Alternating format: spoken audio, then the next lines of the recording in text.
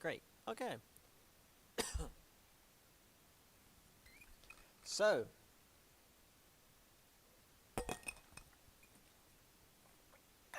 just as a sort of overall reminder, we will do the first test once we get finished with chapter 3.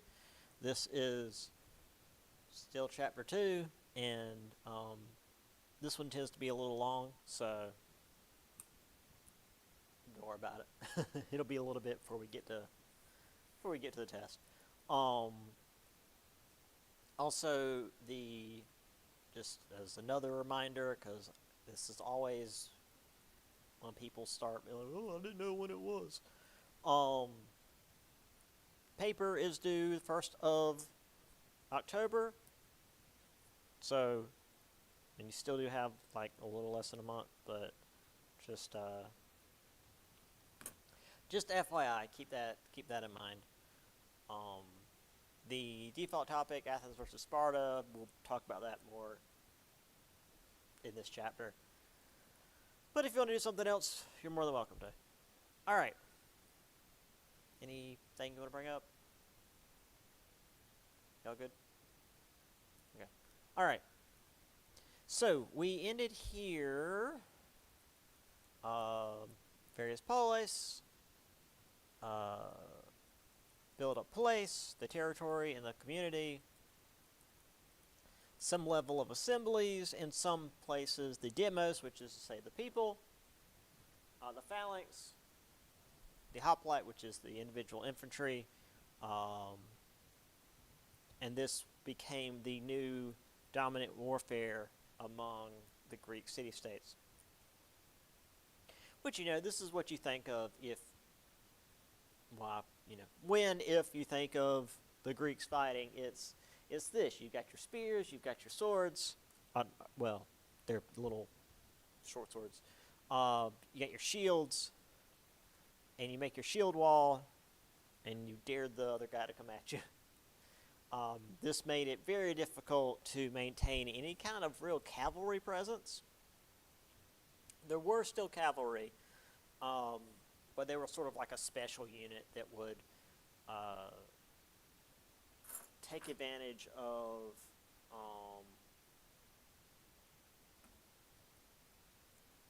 like openings in enemy lines.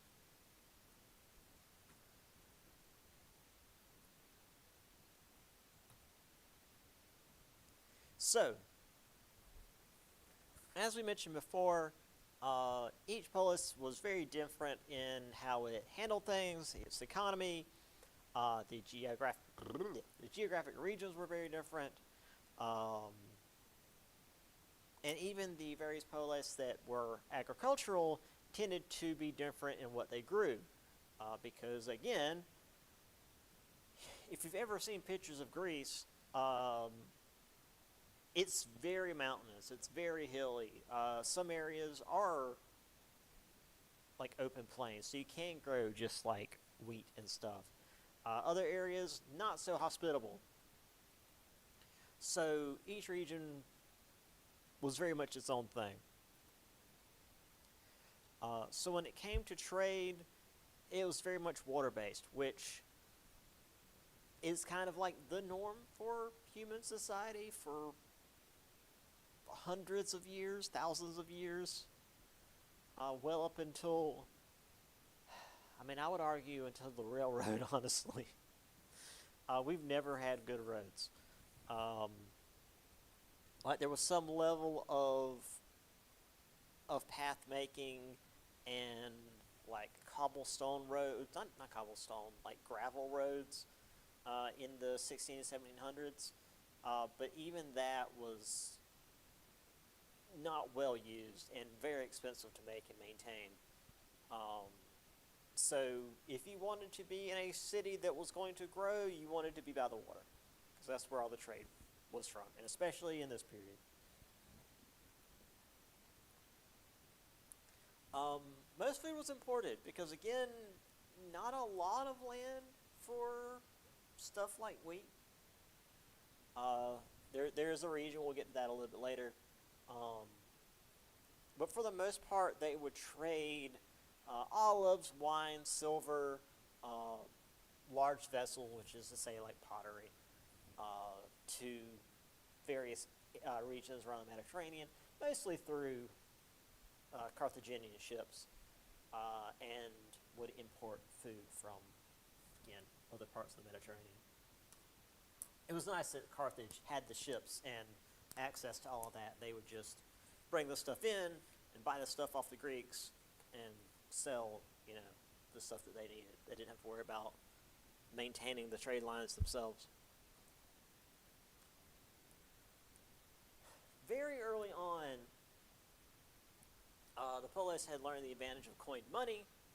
By 500 BCE, pretty much all the Greek polis had recognizable silver coins marked on both sides, which meant they were much harder to counterfeit.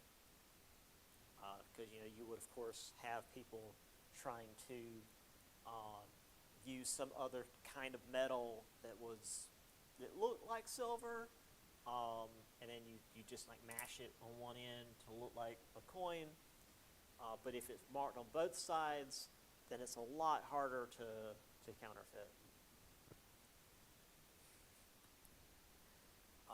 As I said, they traded extensively with Carthage, but also other Mediterranean powers. Carthage is just like the main one.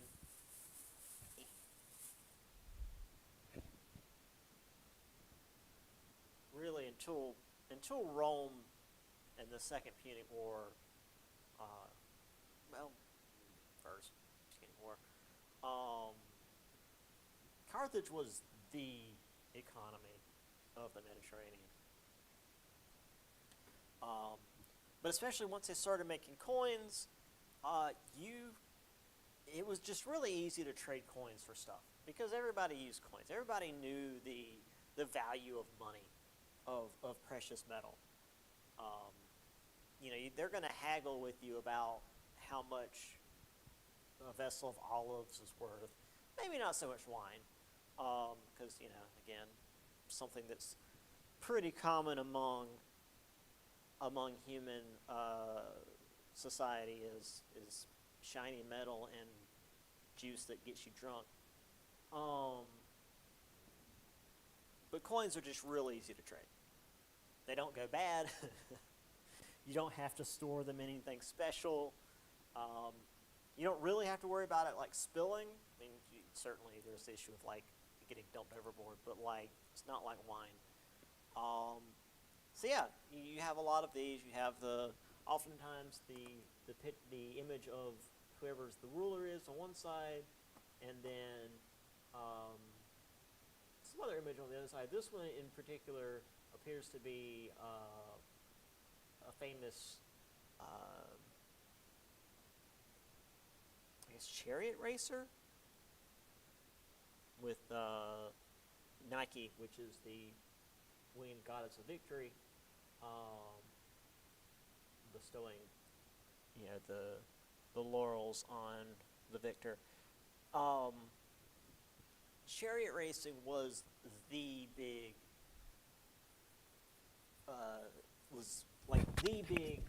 sport in Greece and later Rome. It was bigger than, in terms of popularity, it was bigger than like all our sports combined. It was what everybody wanted to see and bet on.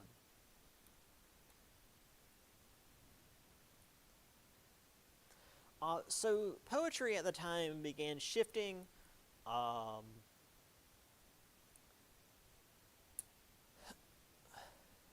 So the poetry before this period was, epic. I mean, we had, of course, the Iliad, the Odyssey, these big tales of great heroes and wars and, the gods, to local poems, oftentimes using the first-person narrative of just like, well, again, more isolationist, but more personal, more our people kind of thing. So when it came to intellectuals, they typically taught orally, which is to say they walk around and just spoke about what they were teaching, which, I get that. Um,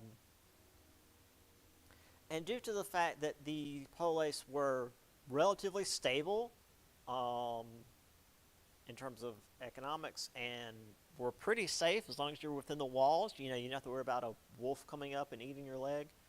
Um, they could think about these sorts of things. In particular, they often thought about humanity's place in the cosmos.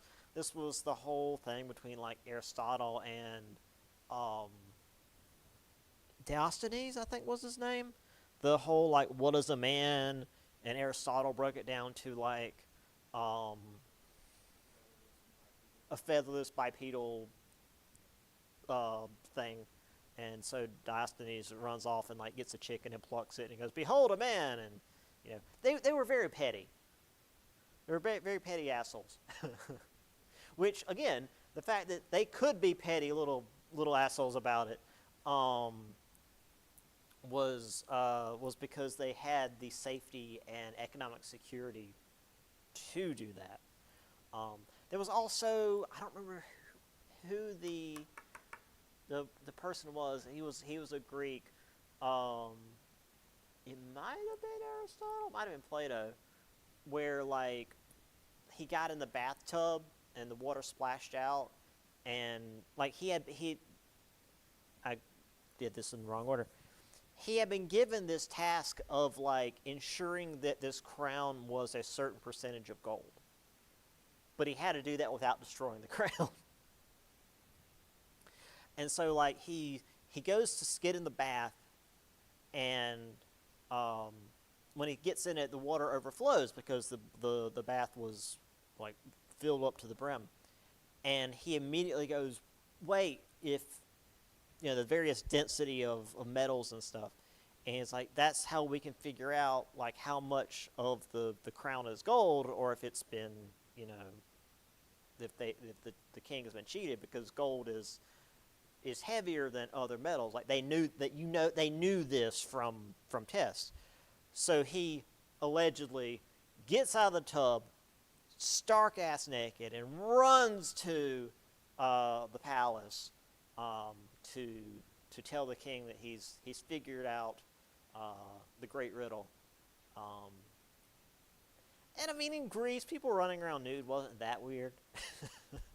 So today it's like, oh, that's crazy, and back then it'd be like, oh, okay, put some pants on, I guess, or a toga. Art began changing. The grand stone temples to the gods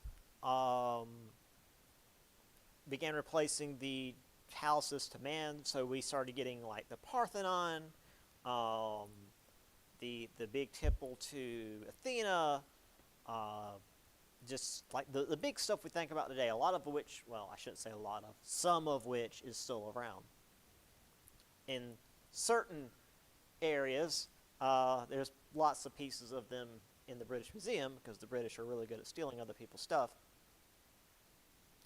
Pottery, each region had its own distinct style. Sculpture was influenced by the Egyptians. But as early as 600 BCE, it started to have what was known as the archaic smile, this sort of half smile, which gave the piece more life, because as we've seen with like the Egyptian stuff, it was all very stoic, very just like directly standing straight up, like no expression on the face. And while the early Greek sculptures were very similar, at least in terms of the body style, because they weren't, I don't know if they were using marble at this time, but like the stone that they were using was pretty fragile, so you still needed to make it like really, really solid all the way down. It couldn't be the really dynamic stuff you see later. But they were a bit more, they added more detail to the face, which is to say, this is the piece that's in the book. The statue of Frascalea, which is a, let's see, Do do do do. Oh, does it not talk about it? She.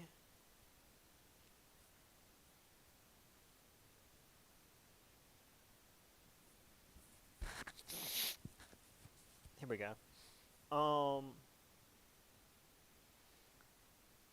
She died, and her parents hired the artist Arisia Paros to make her death statue.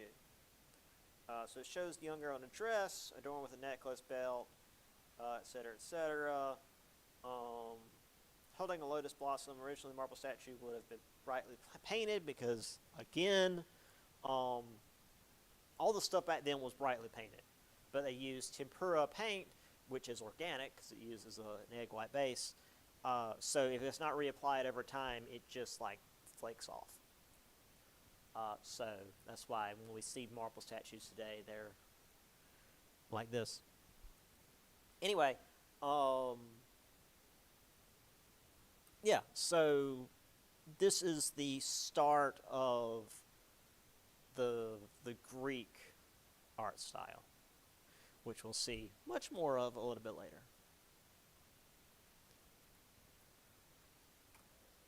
So, as we get into the end of the Archaic Age, so around 500 BCE, the Greeks were becoming more similar while fighting to remain independent because, well, again, they're very independent. They're very almost violently independent from one another, but they still share a lot of the same culture, and they certainly share a lot of the same history.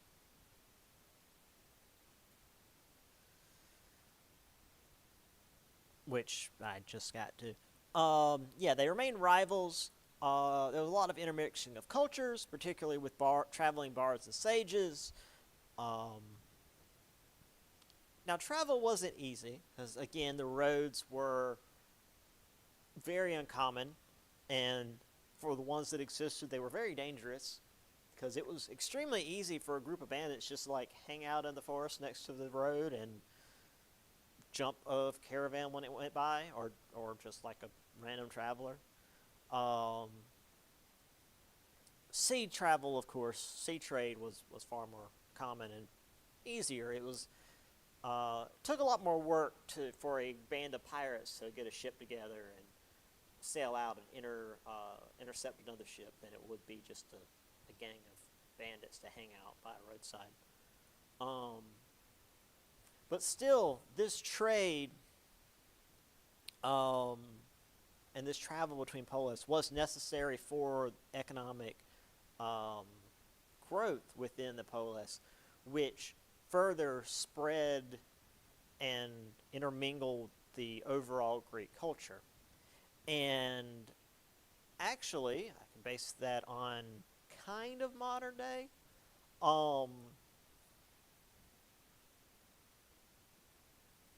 The regional accents here in the United States used to be far more distinct than they are today.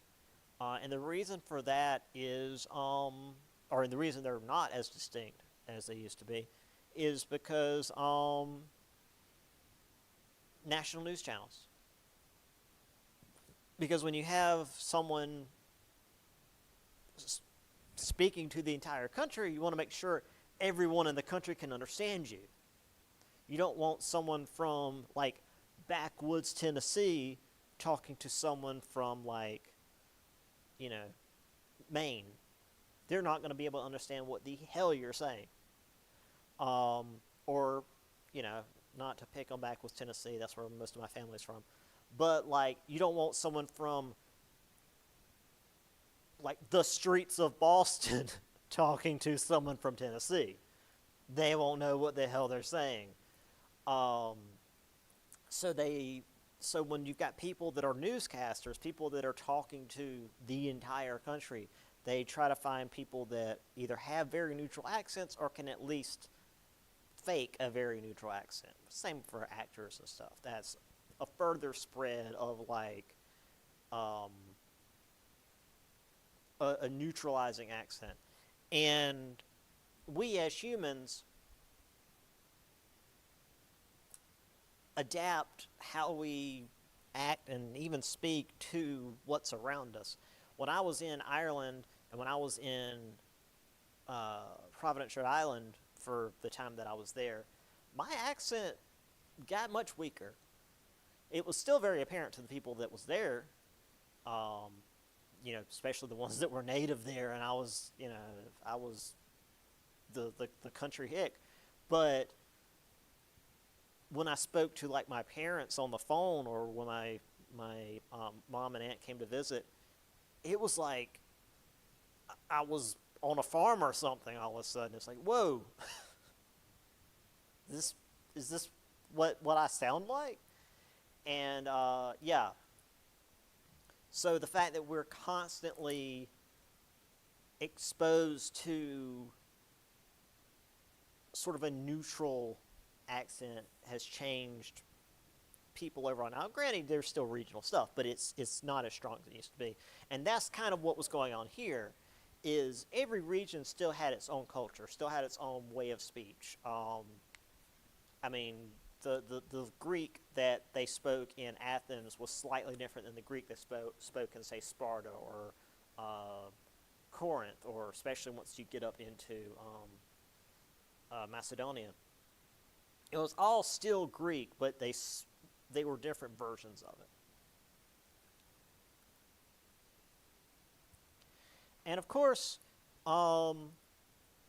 based on geographic locations, some polis were more powerful economically. They had more arable land or resources, etc. Once we start talking about each individual polis, Athens had kind of everything. They really were on easy mode. They had, excuse me, they had really good like natural defenses. They had really good deposits of ore. Beyond the walls, they had lots of open arable land for growing all sorts of stuff. And they had a nice big open bay that they could use for naval exploitation. So, like, we always talk about, oh yeah, Athens is this great, city in Greece. Yeah, well, they had everything handed to them as far as like the starting location. Anyway, the catalyst that creates Greece as we really think about it, were the Persian Wars. There were two, I would say, major invasions. I mean, the first one was like a battle, but it was an attempted invasion. So there were two invasions, one in 490, and then one a decade later, 480 to 479 BCE. For Persia, it was a minor issue of expansion. They were heading west anyway, and they were just gonna take and move on. That's what Persia had been doing the last several centuries. They had conquered pretty much everything in their path. For the Greeks, though, this was a desperate fight for their way of life. Now, it wasn't that the Persians were going to come in and like butcher every man, woman, and child, but the Greek way of life would have disappeared. They would no longer have their independent city-states. They would no longer have all their wacky, different political cultures. They would be under the rule of an outside empire. So some of the main points of this: it forced the Greek polis to work together, which, good and bad. Sparta and Athens very much became the front runner polis in this conflict. They were the ones that had the most power, had the most military and economic pull, and were often the ones that were really even diplomatically doing the most work.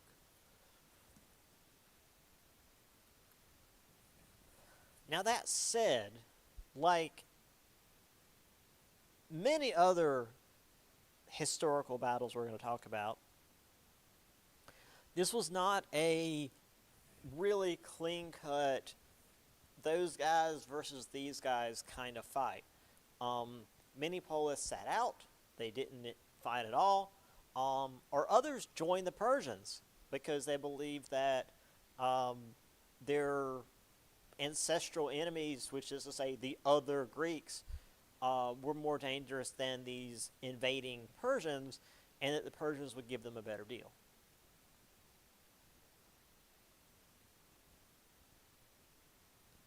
So, again, just to give you an idea,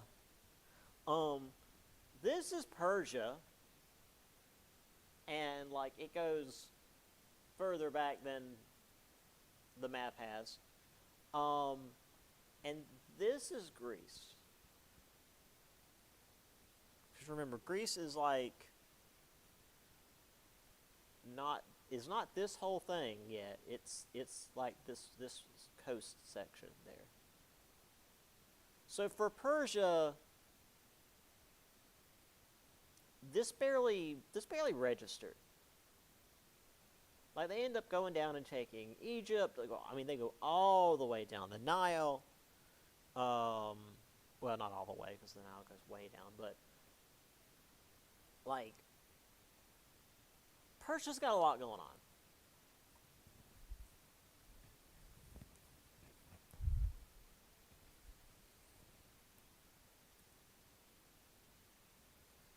Speaking of, let's talk about Persia.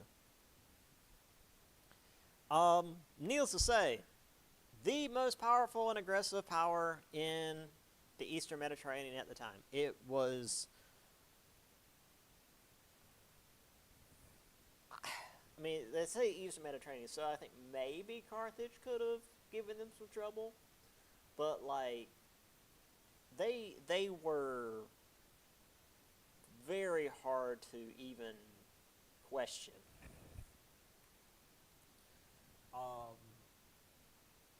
Their history, they broke away from and then conquered the Assyrian Empire, conquered the Lydians, Mesopotamians, Babylonians, annexed Syria and Palestine, which were previously Babylonian holdings. So, like, basically everything we talked about in the previous chapter, barring Egypt, at least here until just a minute, is now under control of the Persian Empire. They just took all of it. The whole Mesopotamia is it's too chaotic and they can't be unified. Well, now they are. They just get taken over, and that's just like part of the Persian Empire.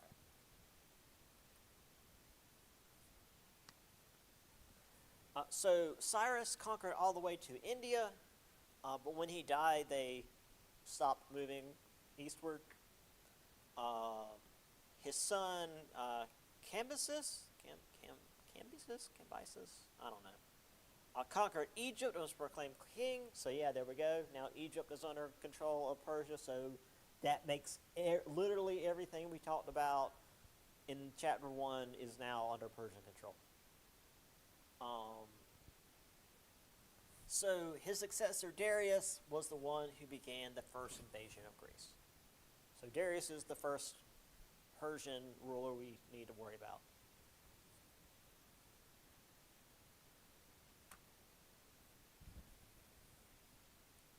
So when it comes to power, Persian power was pretty absolute.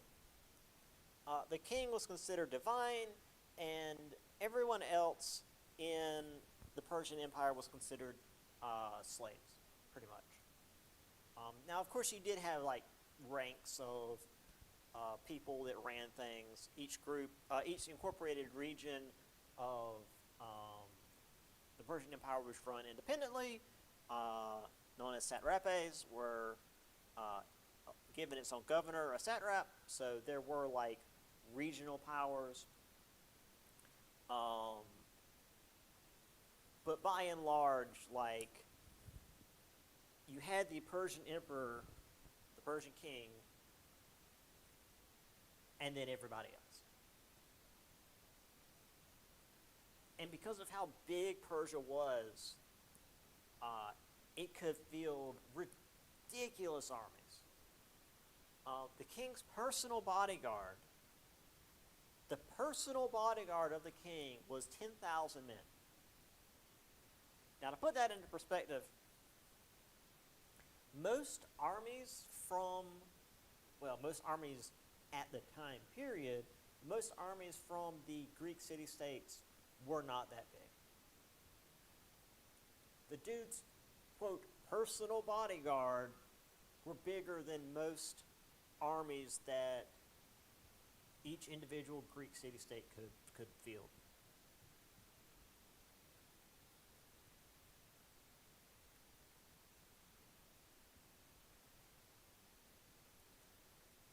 So this is not looking good for Greece. Like, just number-wise, it's not promising.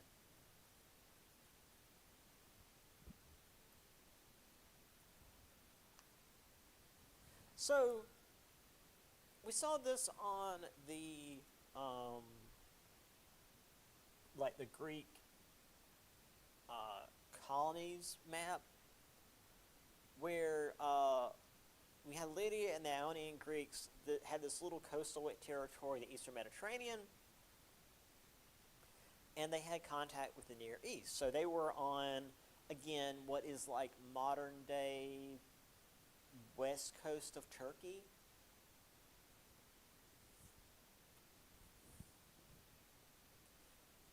So with Cyrus making his way into the Mediterranean, he wanted a clear route to, well, the Mediterranean. So he just incorporated Lydia into his empire. Because, again, when you've got that much land taking what is essentially like 1% more land is not even something you need to consider. It's like, oh yeah, of course. It's like eating chips and then like getting the crumbs and just finishing that off. Like that's to the Persians, that's what that was. And a lot of the Greeks within Lydia and Ionia were like, yeah, that's cool, because they felt like with Persia behind them, they could actually put pressure on the rest of Greece. Because if they wanted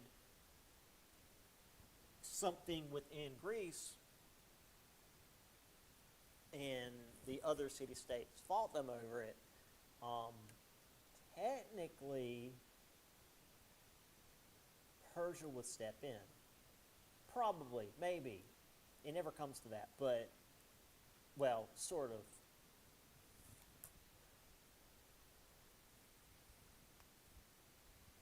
So, there was a lot of contention within mainland Greece over this Persian takeover due to it upsetting the balance of power, because again, these regions in Lydia and Ionia now have Persian backing, and while they may technically now be under the control of Persia, they're also benefiting from Persian power. So a number began to try to indirectly interfere with the Persians, mostly by interfering with the Greek polis who supported Darius, and getting the polis to revolt. And this was something that you see a lot of with Athens. Basically, they convinced these Ionian and Lydian Greek city-states to overthrow the Persians that were controlling them, and they did. They revolted and pushed the Persians out, Um, but they knew the Persians would be back because, again, like, these are crumbs to Persia. They begged for help from mainland Greece. Mainland Greece did nothing, and they were quickly reincorporated back into the Persian Empire. So again, for Persia, it was less like them fighting back and more like you stepping on a bug, and there's a little resistance before it squashes. Like there's a little hesitation before that exoskeleton crushes, just splat.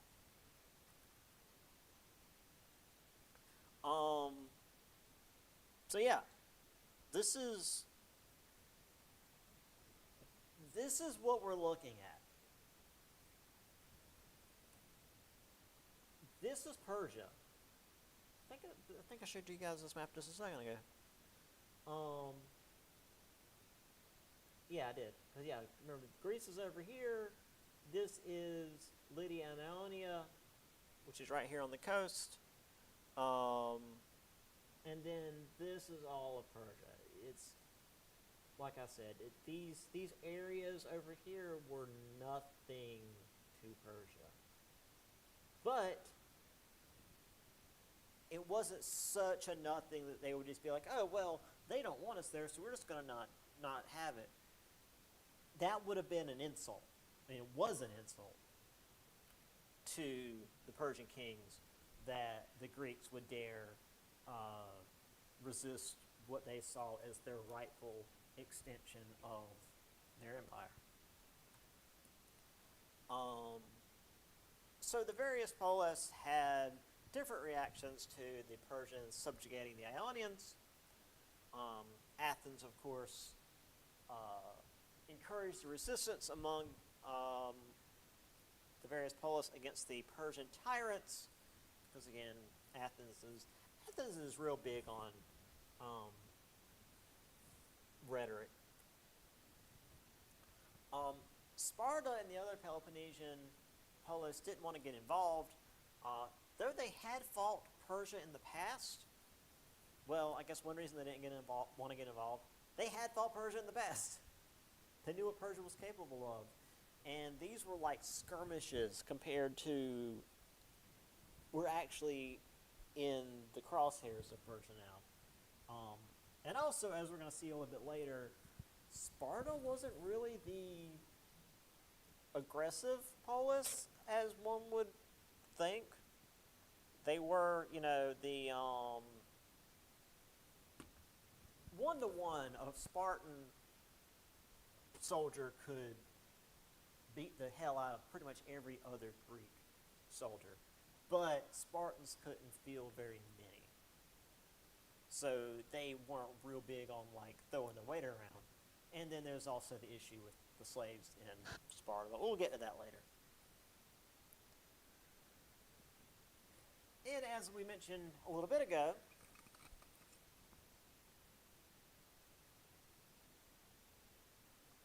the majority of the polis were more concerned with what was going on within their own city or stuff that was going on between cities. Because when you've been fighting your neighbors for the last few generations, and some other guy shows up, you're not worried about some other guy. You're worried about your neighbor that you've been fighting for the last, 100, 200, 300 years.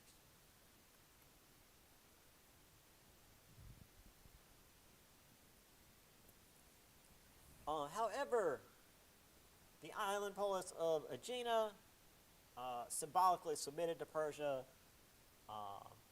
Athens rallied Sparta and Corinth to attack them because, again, Athens is an instigator. Aegina agreed to an anti-Persian stance. Now, while this seemed to be a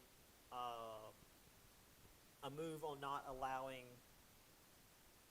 the city-states to fall to Persia, it was also pragmatic. Aegina had a really good navy. And while Athens also had a really good navy, if Aegina joined with Persia and used their navy along with Persia's navy against what would basically have been Athens' navy by itself, because none of the other polis really had any huge navies to speak of, that would have been it. Athens knew that they needed Aegine's navy on their side. So that's what this was about.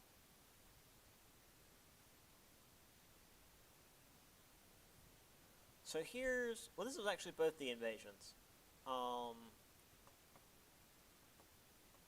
First invasion up here, and we'll get to that in a minute. And then the second one actually was more involved. But we'll get to that as well. All right.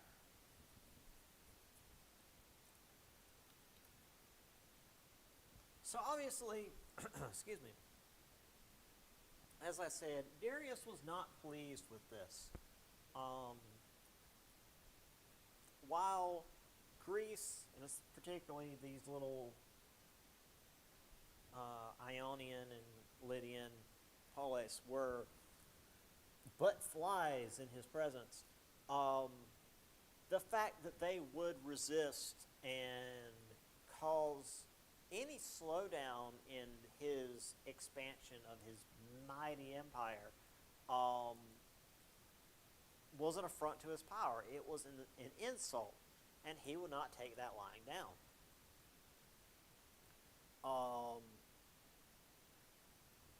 Also, his advisors told him that Greece was fragmented. They were weak. They were constantly fighting each other, so you just roll in there and wipe them out. Because on paper, Greece didn't stand a chance. Besides the numbers, because, again, the numbers, it was ridiculous. But the Greeks were constantly fighting each other. They wouldn't be able to form a unified defense, and you just wipe them out while they're busy bickering. That's the words I was trying to use with one another. So Darius assembled a little expeditionary force of 25,000 men, which, again, for the Persians is pretty small. I mean, they weren't at all concerned about the Greeks. Sent them out in 490, and only the Athenians were able to send out troops quickly enough to intercept them. So they fought at the Battle of Marathon, wherein the Athenians lost several hundred men, but killed about 6,000 Persians. So, while I am going to constantly talk crap about Athens because they're always instigating, they could still fight. Mainly, they knew how to use tactics. And what they did was, you had that line there in the middle, move forward, pull in the Persian line, and while the middle Greek line is, quote, retreating, they're gradually backing up, the flanks move in and hit the Persians from both sides, and that's not good in formation warfare. If you're in a line and your objective is go forward towards the enemy, and suddenly you get attacked from the side, you can't do much, because if you turn, the guys you're going towards can now hit you from the side, and it messes up the whole formation. So yeah, they got absolutely destroyed. And this was the again, the Athenians turned this into a massive propaganda thing. Supposedly, and this is where we get Marathon from, they had a a messenger at the battle who ran all the way from the battle all the way to Athens, but didn't stop at the gate. He runs all the way up to the top of the Parthenon, all the way up the steps, declares Athens' victory at the battle, and then dies from exhaustion. Supposedly. Again, Athens makes a bunch of crap up. But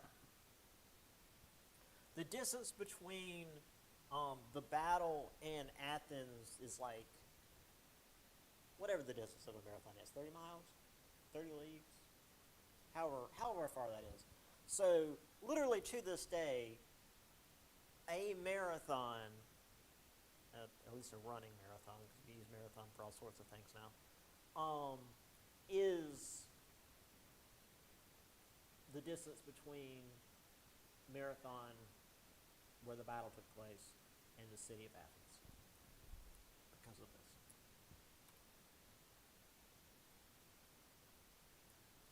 Anyway,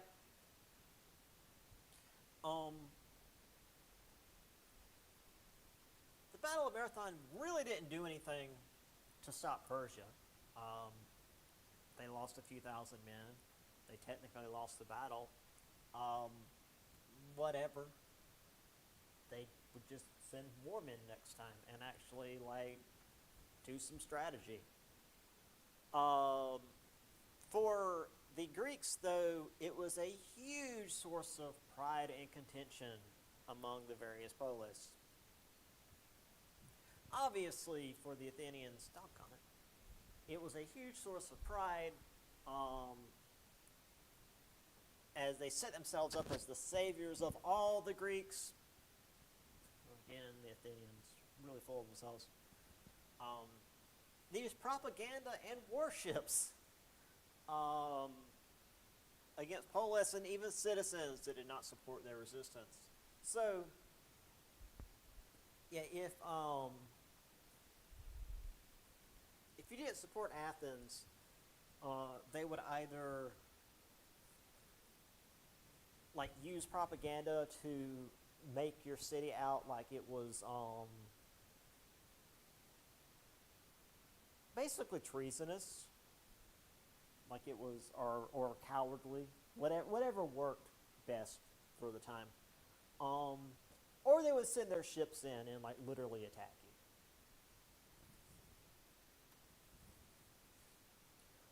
One of the ways they did this to individuals was the practice of ostracism. This is on page 55 in the book for those of you that can get your hands on the book.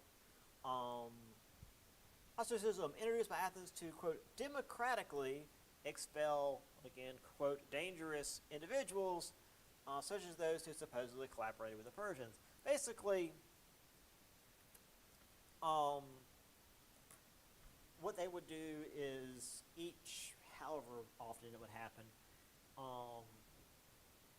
they would have a number of individuals who were seen as dangerous to the public order or whatever, and they would have the people of Athens vote on who they should kick out.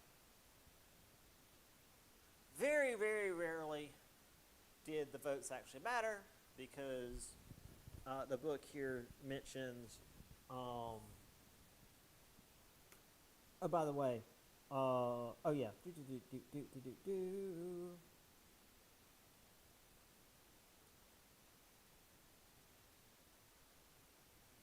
one batch of ostrakas particularly intriguing, 191 ostraka, all bearing the name of Themistocles, was found discarded in a well in the Acropolis. They came from the same general pottery source, bearing the inscription of only 14 different scribes, which is to say, there was a lot of ballot stuffing, and a lot of votes being thrown away, and just a lot of corruption. I've got a picture of it. I'll talk about that in a minute. So, at the time, whoops, just smack the crap out of the mic. At the time, Sparta created the Peloponnesian League. Their main goal was to get Argos, which is a city near Mycenae, to join them. While Argos did not join the gang, um, Sparta maintained the Peloponnesian League so that they would have other allies on the Peloponnesus landmass, um, and would help them keep their slave population under control. Because while Sparta had, like, again, the best freaking warriors in that part of the world at the time, I was going to just say Greece, but, like, generally that part of the world, they had, like, 10-to-1 slaves to citizens. And most of the soldiers had to stay in Sparta to make sure that these slaves didn't overrun their people. Because now, granted, like, even regular Spartans were pretty tough, but it's real hard to fight 10 guys off at the same time. Anyway, the Ostracon,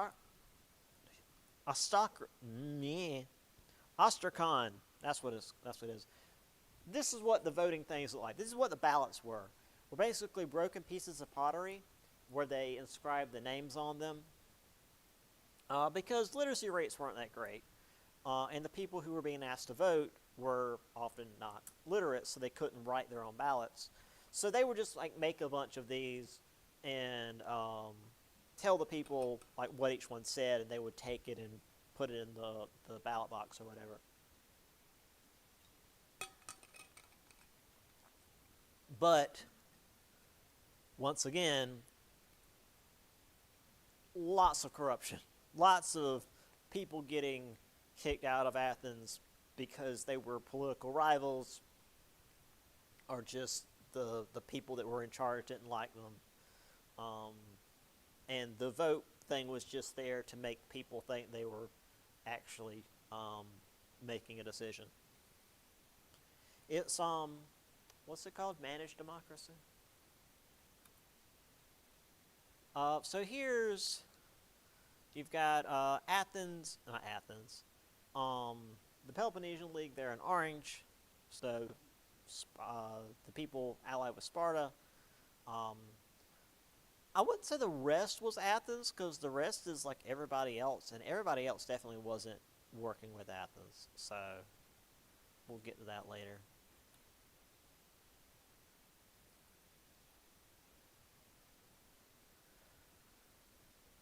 So it wasn't that Persia, now again, it took like 10 years before Persia invaded again.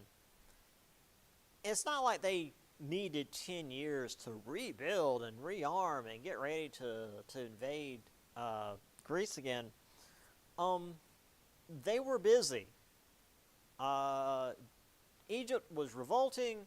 Darius was dead. They had bigger problems.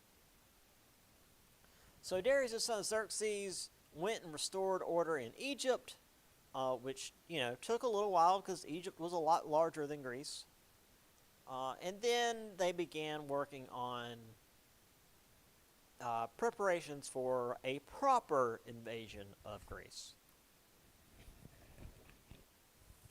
So during this period between the wars, Persia sent agents into Greece to try to divide them more so than they already were, offering leniency to Polis that sided with the Persians, which they often didn't need the push for that. Many of them saw their neighbors as bigger threats than Persia.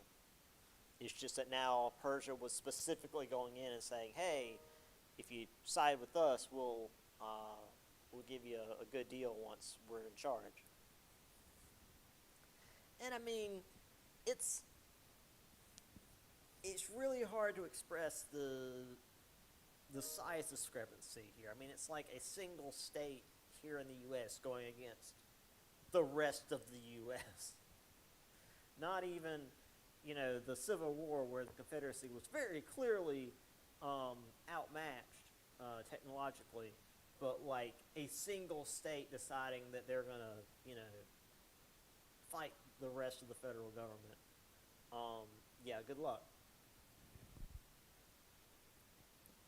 Texas threatens that every year or two, but still haven't done it. Anyway, they met in Corinth, but were unable to come up with an agreement as to what to do with Persia. And nearly a third of the polis refused to resist at all. They weren't going to get involved. They weren't going to get involved with a war that was going to shape the future of Greece, because they felt like their neighbors were that much of a threat.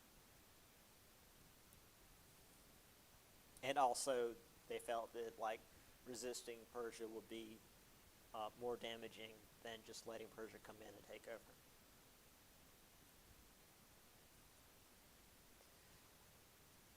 So, Athens and Sparta were the main resistance against Persia. Now, there were other polis that did join in, but they're the big two.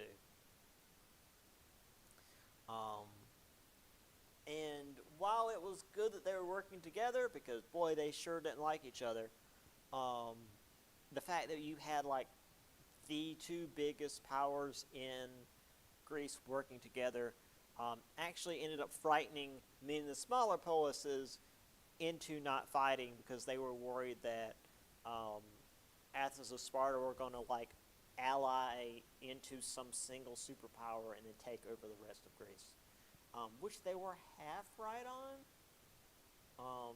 Athens and Sparta didn't become a single superpower, but Athens does start trying to take over the rest of Greece. So let's talk about the second invasion while we got time.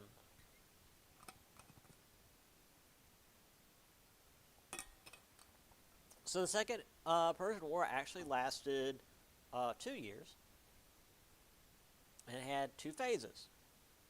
There was a land war with an army of 300,000 men led by Xerxes, who crossed the Hellespont into Europe. They bumped the invasion number up a little bit. This was the famous battle at Thermopylae against the Spartans, led by King Leonidas. Now, granted, the famous thing is it was 300 Spartans against 300,000 Persians, and they still gave them trouble.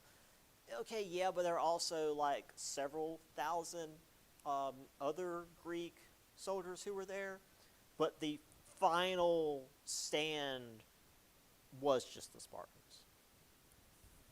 But it wasn't just 300 dudes fighting off 1,000 men to one. That wasn't what it was. So after getting through Thermopylae, where the Persians did lose a lot of men, granted, because the Spartans and their allies did have really good tactical holdings, and actually it would have been worse for the Persians if there was not a traitor among the Spartans who showed the Persians a path that they could get around the Spartan encampment and caused a full rout. Anyway, the Persians eventually made their way to Athens, which the Athenians had abandoned because they didn't want to get butchered by the Persians. And the Persians burned down the Acropolis. And then Xerxes left. He's like, okay, well, I'm going home. I got other stuff to deal with. I mean, this is, again, compared to the rest of Persia, this is barely worth looking at on a map. So I'm not going to be here to personally see to this anymore. I'm going home. I got other stuff to deal with. So his army proceeded to take over Greece. And this led to the second phase of the war, which were numerous indecisive battles between the Athenian and Persian navies, until eventually the Persian navy was lured into a narrow body of water near Salamis, in which they were decisively defeated. Now, this does not stop the Persian army on the land. but this very much causes trouble because the Greeks have control of the sea. So this gradually, eventually leads to 479 BCE. I'm not used to three-number dates. Spartans, Athenians, and their various allies defeated the main body of the Persians and their Greek allies, because again, this wasn't just Greeks versus just Persians. It was the Greeks versus the Persians and the Greeks that were working with the Persians. At the Battle of Plataea, which effectively ended the Second Persian War and saw Greece as victorious. They fought off the Persians in a proper war, not just like a single battle that Athens completely made like ridiculously more important than it was. So there's Thermopylae. Again, you had the Persian camp here, and the Spartans and their allies had the pass here, and they were able to keep the Persians bottlenecked. But I don't remember there were. If I was more of a Greek historian, I'd remember the guy's name. But there was a Greek trader who, or a Spartan trader specifically, who told the Persians about this like goat path that went around the mountain and behind the Spartan encampment, and so they were able to, not nearly as many, but they were able to get soldiers behind the Spartans. So this eventually led to the Hill of the Last Stand, where the Spartans were completely surrounded by the Persians. And they fought like hell.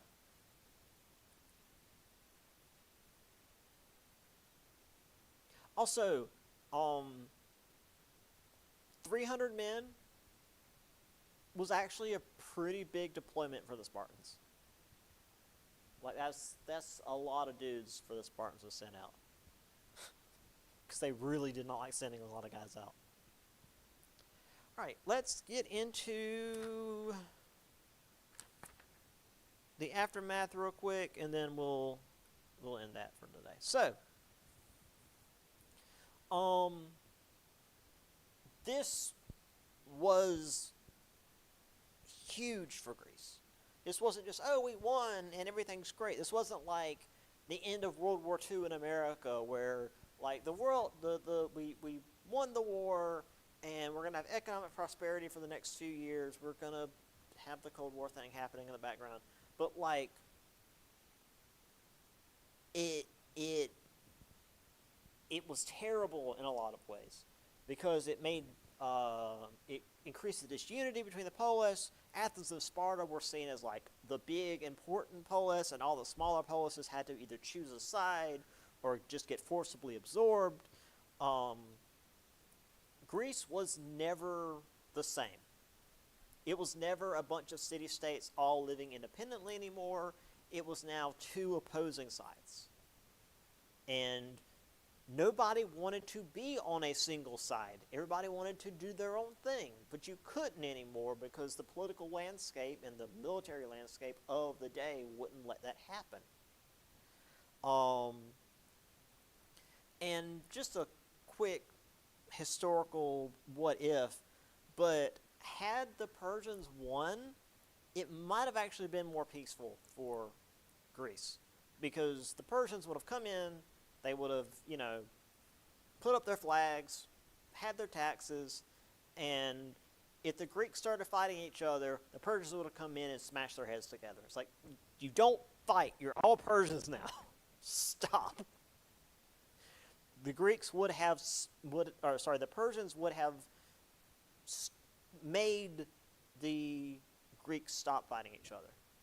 Now, granted, they might have probably destroyed a couple of cities in the process, but they would have kept the Greeks from constantly fighting each other, because you can't fight each other and be in the same empire.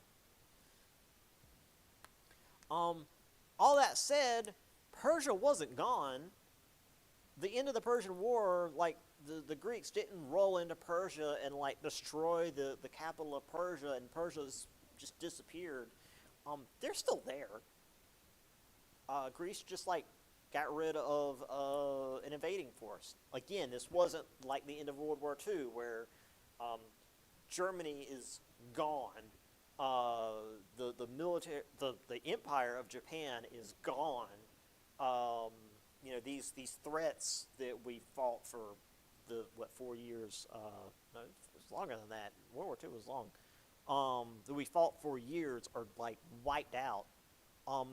Persia's there, and relatively speaking, barely felt it. But now, if the Polis are, sorry, not if, when the Polis are fighting each other, they can appeal to Persia to come in and intervene in conflicts, which they do. So, the two front runners, Athens and Sparta, had very different views on how they wanted Greece to look going forward. Sparta just wanted things to go back to the way they were. They wanted to go back to their little farms in Peloponnesia, have their slaves do all the work, and be left the hell alone. Athens, though, were like, hey, we won this war. We did a good job. We can take Persia. Let's unite all of the Greeks. Because, again, the Greeks were not united during this invasion. If we unite the Greeks, maybe by force, then we can take Persia. And the idea was that they would protect the Greeks from the Persian Empire by basically creating an Athenian Empire and forcing the other Greek polis to submit to them so they wouldn't have to submit to the Persian Empire. Athens was really getting in over its head there. So this is actually a perfect spot to end. Because the next few sections are talking about like each individual city, so that'll be a good spot to start on Wednesday. But yeah, that'll do it for now. We might actually finish the chapter on Wednesday. But yeah, so that's Greece, more Greece stuff. The Persian Wars are probably the most important part of this chapter because they changed Greece so dramatically. There is the Peloponnesian War is pretty important too, but like this is like their defining moment. All right, see you guys on Wednesday.